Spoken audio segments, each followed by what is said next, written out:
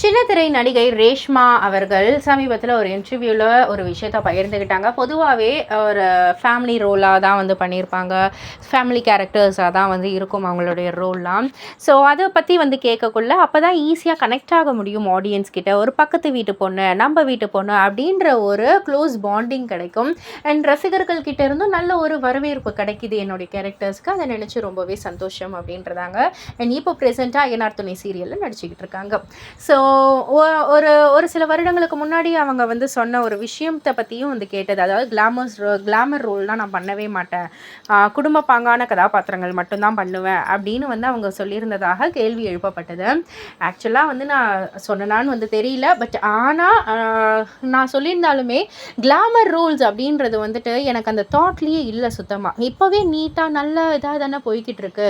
So எனக்கு இதுவே வந்து பிடிச்சிருக்கு. கிளாமர் ரோல்ஸ் பண்ணணும் அப்படின்ற ஒரு தாட்டே ஃபஸ்ட்டு என் மனசில் வந்து வரவே இல்லை. ஃப்யூச்சரில் ஒரு வேளை அந்த ஒரு ரோலுக்கு தேவைப்பட்டுச்சுன்னா, என்னுடைய கதாபாத்திரத்துக்கு தேவைப்பட்டுச்சுன்னா அதை அப்போ வந்து பார்த்துக்கலாம். ஏன்னா கதாபாத்திரத்தை ஒன்றி தான் வந்து நம்மளுடைய உடை பாவனங்கள் அதெல்லாம் வந்து இருக்கும். ஸோ அதனால் அதை வந்து அப்போ பார்த்துக்கலாம். இப்போ வந்து நல்லா நீட்டாக தான் போய்கிட்டு இருக்கு. எனக்கு அந்த மாதிரி ஒரு தாட் வரல. அது வரக்குள்ளே பார்த்துக்கலாமா அப்படின்ற மாதிரி வந்து சொல்லிட்டாங்க.